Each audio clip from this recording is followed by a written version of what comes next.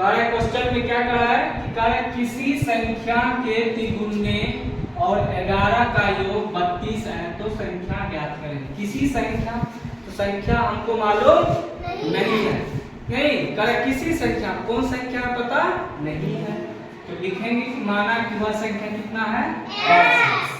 फिर प्रश्न से मतलब जो प्रश्न कर रहा है उस हिसाब से इसको लिखेंगे। कह रहा है किसी संख्या के तिगुने, जो संख्या x मान ले उसका तिगुना और 11 का योग तो प्लस 11 का योगफल कितना है 32।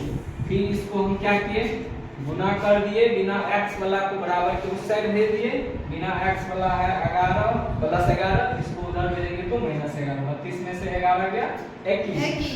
3 और x के बीच क्या रिलेशन है, गुना। जब इस साइड ये गुना है, उधर इस 3 को भेजेंगे तो भागा, इसीलिए x का मान 7 निकला, इसीलिए संख्या बराबर मेरा 7। अब इसको व्यवहारिक जीवन में उतार के देखेंगे क्या मेरा आंसर सही है। जो 7x माने थे संख्या, इसको यहाँ बैठाएंगे।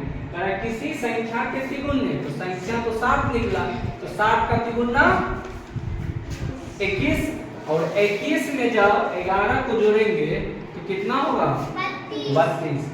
जो मेरा योगफल 32 के बराबर हो रहा है, इसका मतलब क्वेश्चन को समझ गए आप लोग। सही, क्वेश्चन में कुछ नहीं है, बस क्वेश्चन में दिया हुआ है कि किसी संख्या के तिगुने और 11 का योग 32 हो तो वह संख्या ज्ञात करे। तो वह संख्या क्या है मालूम नहीं है। जो संख्या मालूम नहीं रहता है उसको क्या करते हैं हम लोग, मान लेते हैं। तो उसको मान लिए x, और x जब संख्या मान लिए उसके बाद जैसे जैसे प्रश्न कहता है उसको आगे हम लोग बढ़ाते जाएंगे, बाद में जाके हमको वही संख्या प्राप्त हो जाएगा जो मेरा क्वेश्चन का हल होगा। नहीं तो आप लोग समझ गए।